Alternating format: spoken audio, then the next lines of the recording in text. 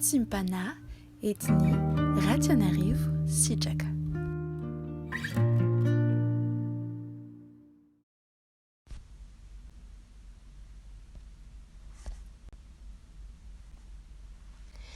L'Esprit lui-même rend témoignage à notre esprit que nous sommes enfants de Dieu. Or, si nous sommes enfants, nous sommes aussi héritiers, héritiers de Dieu et co-héritiers de Christ. Si toutefois, nous souffrons avec lui afin d'être glorifiés avec lui. Amen. Prions. Seigneur Jésus-Christ, ta parole est vérité. Nous te prions, Seigneur, de nous sanctifier par ta vérité, de nous permettre, Seigneur, de saisir et de vivre ta parole pleinement, en toutes circonstances, dans tous les domaines de notre vie, et que seul, Seigneur, ta volonté pour chacun d'entre nous puisse se réaliser. Seigneur Jésus-Christ, nous épanchons notre cœur à tes pieds. Nous te demandons, Seigneur, de vraiment nous assister dans notre vie, vraiment avoir ce face-à-face avec toi, vraiment nous faire grâce, Seigneur, de t'avoir, Seigneur, à chaque instant de notre vie, de nous faire connaître, Seigneur, que tu es présent avec nous, parmi nous, au milieu de nous, en nous, que nous ne sommes jamais seuls ni délaissés, Seigneur, et que en toute chose, Seigneur Jésus-Christ, tu es celui qui nous apporte le nécessaire pour pouvoir faire, Seigneur, ta volonté, parce que de nous-mêmes, Seigneur, nous ne sommes que chairs et nous ne pouvons pas, Seigneur, faire ce qui te plaît et ce qui est agréable à tes yeux, mais à travers toi, Jésus-Christ de Nazareth, nous pouvons être agréables au Père, être agréables à l'Éternel Dieu. Merci Seigneur Jésus-Christ de nous avoir écoutés pendant cette prière et nous te demandons, Seigneur, de bénir ce moment pour que nous puissions, Seigneur, continuer de pouvoir entendre ta voix. En ton nom, Seigneur, nous prions. Amen. Vous avez reconnu certainement le passage que j'ai lu dans Romains chapitre 8, versets 16 à 17. Romains chapitre 8, versets 16 à 17, où il est écrit au nom de Jésus: l'Esprit lui-même rend témoignage à notre esprit que nous sommes enfants de Dieu. Or, si nous sommes enfants, nous sommes aussi héritiers, héritiers de Dieu et co-héritiers de Christ. Si toutefois, nous souffrons avec lui afin d'être glorifiés avec lui. Amen. La parole de Dieu nous dit que l'Esprit de Dieu nous témoigne, nous atteste et nous dit vraiment que nous sommes enfants de Dieu. Ainsi, nous possédons donc une identité. Nous ne sommes plus ennemis de Dieu, même si nous avons été créés à son image, et nous devenons à travers Jésus-Christ des enfants de Dieu. Comment est-ce que cela est possible? Jésus-Christ est fils de Dieu. Et parce que Jésus-Christ est fils de Dieu, à travers lui, par notre foi en lui, en ce qu'il a été envoyé par le Père, qu'il a vécu ici-bas sur terre, qu'il a accompli sa mission, qu'il a souffert, qu'il est mort et ressuscité, qu'il est le Messie, loin de Dieu. Si nous croyons qu'il est le seul sauveur, le seul salut pour accéder à Dieu, que nous obtenons par lui la vie éternelle, parce qu'il est le seul et unique chemin, et que nous sommes justifiés par son sang, alors la justice de Jésus-Christ, celui qui n'a jamais péché, se transfère à nous.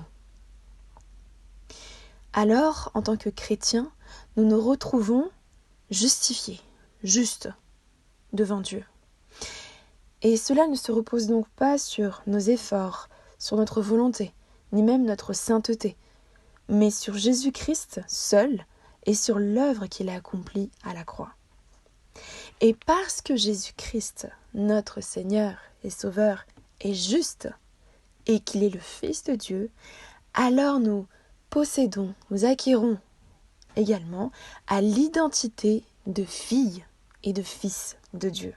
Autrement dit, des enfants de Dieu. La conséquence ou les conséquences sont immédiates. Elles sont les suivantes.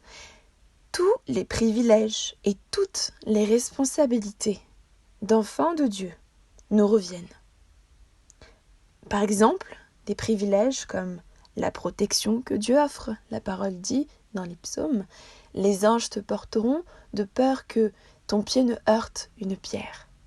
Ou encore dans les psaumes aussi, parole biblique que nous connaissons et citons souvent, l'ange de l'Éternel campe auprès de celles et ceux qui le craignent. Second type de privilège, le salut dans nos situations. Il vient pourvoir là où il y a un manque. Psaume chapitre 23, versets 1 et 2. L'Éternel est mon berger, je ne manquerai de rien. Il me fait paître dans de verts pâturages, etc. Par la suite également, comme type de privilège, nous sommes guidés par le Saint-Esprit. Jésus-Christ a dit avant de partir, je ne vous laisse pas orphelins. Orphelins, parce que nous devenons enfants de Dieu. Mais aussi, pas orphelins, parce que finalement, nous avons un guide, nous avons quelqu'un sur qui compter dans les situations, dans les choix que nous avons à faire et dans notre manière de vivre.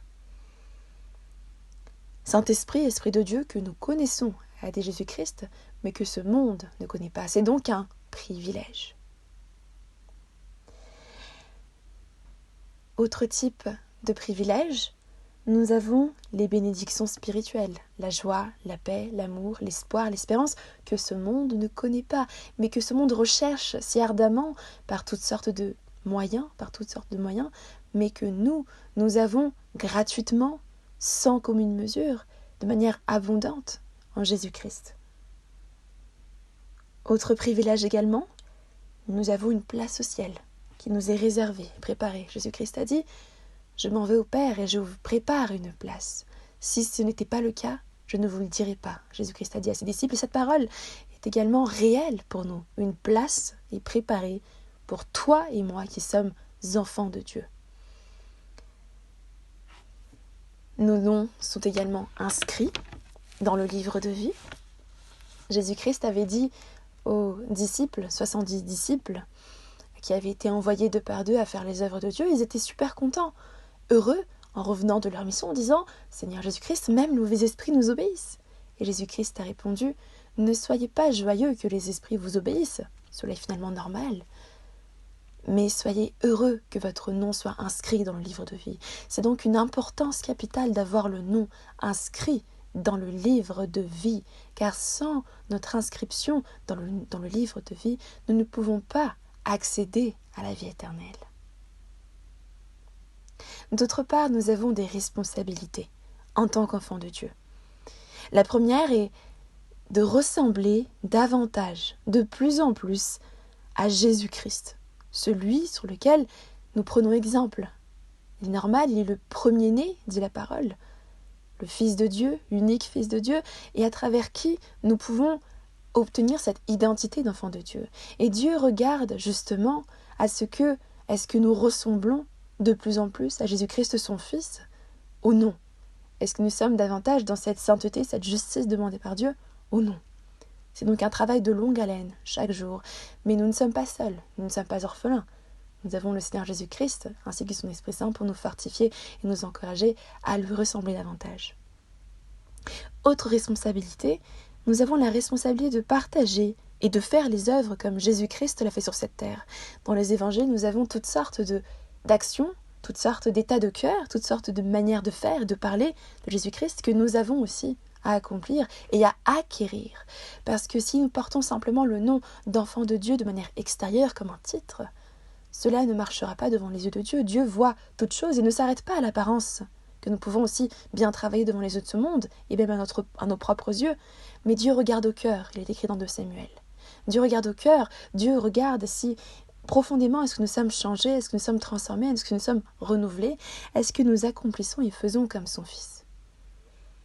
Jésus-Christ a dit « Je m'en vais au Père et vous accomplirez des œuvres plus grandes que j'ai accomplies. » Cela veut dire que même quand Jésus-Christ a ressuscité quelqu'un d'entre les morts, nous sommes appelés à faire encore mieux, encore plus grand.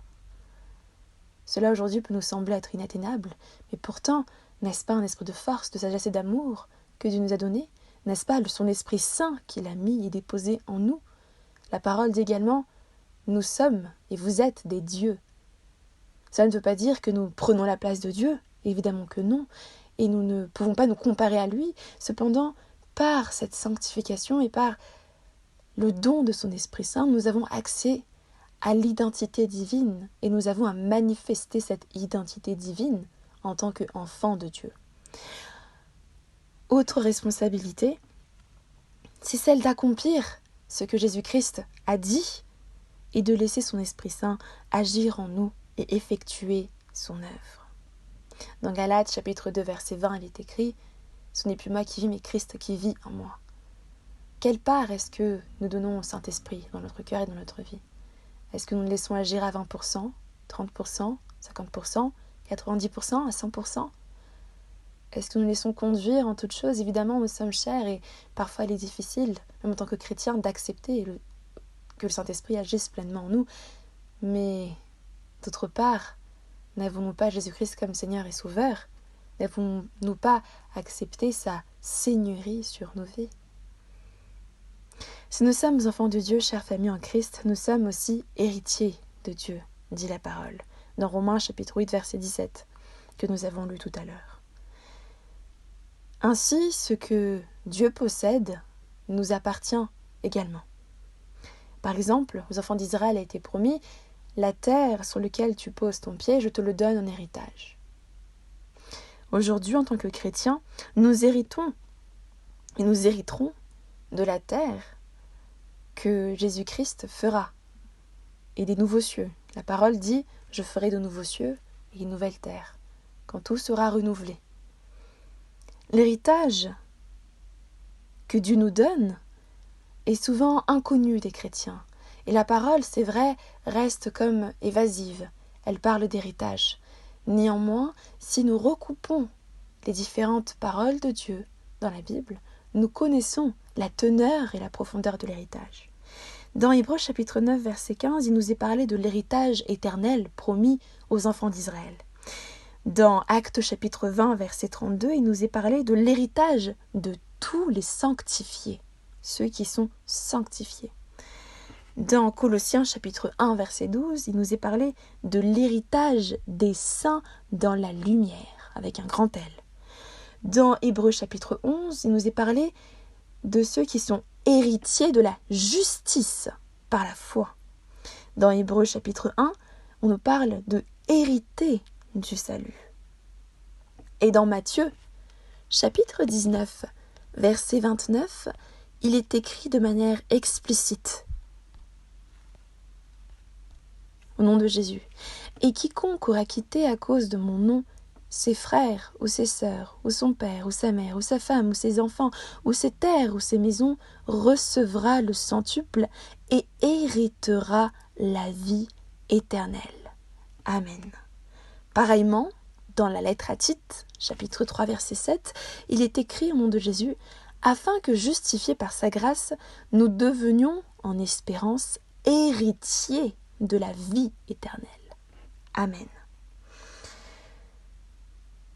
On nous parle donc comme héritage. L'héritage qui nous est donné, c'est celle de la vie éternelle.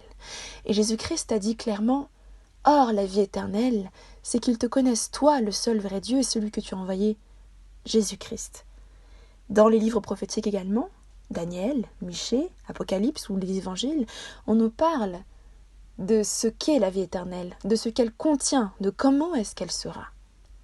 C'est cela l'héritage des chrétiens. Bien au-delà de toutes choses que nous pouvons recevoir sur cette terre comme bénédiction, qui sont évidemment des parts d'héritage qui sont quand même utiles, nécessaires parfois même, mais ce ne sont que les ombres des choses à venir, dit la parole, des ombres de la vie éternelle qui nous est donnée, c'est-à-dire de connaître Dieu, l'éternel Dieu, et de connaître Jésus-Christ, ainsi que l'Esprit Saint qui nous est donné. Cette vie éternelle-là, c'est quand on arrivera au ciel, il nous donnera part au fruit de l'arbre de la vie. Il est écrit dans l'Apocalypse. Et ce fruit-là, c'était le même arbre, en fait, qui était dans le livre de la Genèse. Dieu avait créé au centre du jardin d'Éden l'arbre de la connaissance du bien et du mal que Adam et Ève ne devaient pas manger, et l'arbre de vie. Malheureusement, Adam et Ève ont fait le mauvais choix parce qu'ils ne devaient pas manger de l'arbre de la connaissance du bien et du mal, mais ils avaient le droit de manger de l'arbre de la vie ou l'arbre de vie. Mais ils n'ont pas compris que l'arbre de vie donnait la vie et la vie éternelle. Ils ont été trompés par Satan qui leur avait dit « Si vous mangez l'arbre de la connaissance du bien et du mal, vous deviendrez comme des dieux et vous vivrez. » Vous vivrez. Et pourtant, cela ne leur apportait que la mort. C'est l'arbre de la vie, qui apporte la vie. Et cet arbre-là, c'est Jésus-Christ.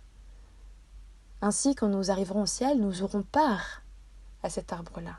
Nous aurons part à cette vie éternelle. Néanmoins, la parole de Dieu pose une condition. En effet, dans Romains chapitre 8, verset 17 que nous avons lu, il est écrit « Héritier de Dieu et co-héritier du Christ, si toutefois nous souffrons avec lui afin d'être glorifiés avec lui. » Il y a donc une part de souffrance. Mais quelle est cette souffrance ? Cette souffrance, c'est évidemment la condition humaine, les choses que nous avons à vivre sur cette terre, les épreuves, les tribulations, les tentations. Mais au-delà de ça, c'est la croix du chrétien, à porter chaque jour. Jésus-Christ a dit que celui qui veut me suivre prenne sa croix et me suive. Et cette croix-là, c'est la croix de la persécution, c'est la croix de la difficulté, c'est la croix de toute souffrance que nous avons à subir en tant que chrétiens, et parce que nous sommes chrétiens, et nous à cause de nos péchés, évidemment. C'est le poids qu'a porté Christ, et c'est se mettre à son école, savoir abandonner et s'abandonner pour lui. C'est pour cela que, comme nous avons lu tout à l'heure dans Matthieu chapitre 19, verset 29, il est écrit que celui qui quitte toute chose en fait et sa famille à cause de Jésus-Christ héritera de la vie éternelle. Et cet héritage n'est possible que si nous acceptons de souffrir pour ensuite être glorifiés. La question donc qui se pose à chacun d'entre nous, chers familles en Christ, c'est: sommes-nous aujourd'hui enfants de Dieu et co-héritiers et héritiers de Dieu? Est-ce que nous sommes héritiers de Dieu? Est-ce que nous sommes co-héritiers de Jésus-Christ?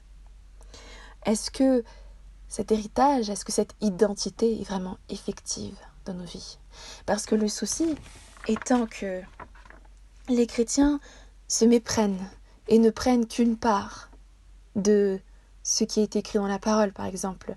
Ils acceptent volontiers les privilèges, et encore, pas vraiment les privilèges éternels que souvent nous oublions, mais ils s'attachent aux privilèges terrestres, aux avancées que Dieu donne et aux percées que Dieu donne sur la terre uniquement, aux richesses, à ce que Dieu peut leur apporter comme confort dans la vie de tous les jours. Ces privilèges-là, pourtant, sont rien du tout, ne sont que de la boue face aux privilèges que Dieu donne, qui est la vie éternelle. La vie éternelle est vraiment bien plus importante que toutes sortes de privilèges que nous pouvons obtenir sur cette terre. Et même si ces privilèges viennent de Dieu. Par ailleurs, les chrétiens, souvent, prennent l'identité d'enfants de Dieu, mais ne veulent pas les responsabilités d'enfants de Dieu. Ils veulent être choyés par Dieu, ils veulent recevoir ce que Dieu a promis sur cette terre, mais ils ne veulent pas souffrir. Ils ne veulent pas souffrir comme le Fils de Dieu a souffert. Ils ne veulent pas la part de souffrance, de tribulation, d'épreuves. Ils ne veulent pas être testés. Ils fuient les difficultés qui se dressent devant eux. Ils n'embrassent pas en réalité l'identité d'enfants de Dieu. Ils n'embrassent pas intégralement le poids et la responsabilité d'être enfant de Dieu et d'être héritier de Dieu et co-héritier de Jésus-Christ.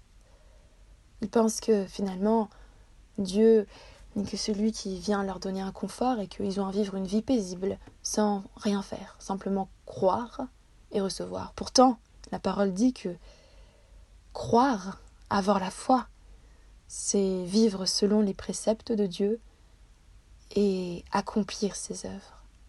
Parce que sans les œuvres, la foi est morte. Et si nous n'avons pas la foi, nous ne sommes pas agréables à Dieu. Donc nous sommes désagréables à Dieu. Ne nous méprenons plus, chers chrétiens, chers familles en Christ. Si nous sommes enfants de Dieu, si nous sommes héritiers de Dieu et co-héritiers du Christ, nous avons à embrasser intégralement cette identité-là et toutes les responsabilités qui nous sont échues. L'important dans tout ça, c'est de garder les yeux fixés sur Jésus-Christ, celui qui accomplit son œuvre jusqu'à la perfection, dit la parole, et d'accepter d'être réellement des enfants de Dieu, d'être vraiment des héritiers de Dieu et des co-héritiers de Jésus-Christ. Seigneur Jésus-Christ, il est vrai que souvent nous oublions et nous ne savons même pas les privilèges et les responsabilités que nous avons en tant qu'enfants de Dieu. Souvent nous pensons que nous sommes dans un monde de bisounours et que voilà, tu es juste là pour nous accorder, nous donner ce dont nous avons besoin sans que nous ne fassions le moindre effort ou encore que nous bougions le petit doigt. Seigneur Jésus-Christ, pour être enfant de Dieu, réellement enfant de Dieu, et pour être réellement héritier, tes héritiers, et être tes co-héritiers, Seigneur Jésus-Christ, nous avons à accepter de souffrir, à accepter d'être des chrétiens responsables, et non des chrétiens lâches. C'est pour ça que dans l'Apocalypse, il est écrit que ceux qui sont lâches ne pourront pas accéder au royaume des cieux, ils ne pourront pas accéder à la vie éternelle. Et d'ailleurs, les lâches sont cités en premier. Souvent, Seigneur, nous sommes des chrétiens lâches. Nous ne voulons pas être les enfants de Dieu entièrement, nous ne voulons pas avoir cette identité-là, nous ne voulons pas être fermes dans nos décisions, nous ne voulons pas manifester et partager ton évangile, nous ne voulons pas, Seigneur, finalement être identifiés à toi. Nous ne voulons pas être identifiés comme des chrétiens. Et c'est peut-être des mots qui sont durs, mais ce sont des termes, Seigneur, qui sont réels. Et je crois, Seigneur, que cela résonne dans notre cœur parce que toutes les fois où finalement nous nous cachons en tant que chrétiens, toutes les fois où nous ne voulons pas vraiment dire que nous sommes chrétiens, ou nous ne voulons pas le crier sur tous les toits comme nous aimons le dire, ou nous ne voulons pas vraiment être catégorisés comme chrétiens, cela veut dire, Seigneur, en réalité que nous rejetons notre identité d'enfant de Dieu et nous te rejetons par la même occasion. Seigneur Jésus-Christ, nous repentons, Seigneur, de tout cela et de notre hypocrisie permanente de vouloir obtenir de toi tous les privilèges d'enfant de Dieu, mais de l'autre, Seigneur, ne pas vouloir être tes témoins, ne pas vouloir être vraiment tes enfants, être identifiés comme tes enfants devant ce monde.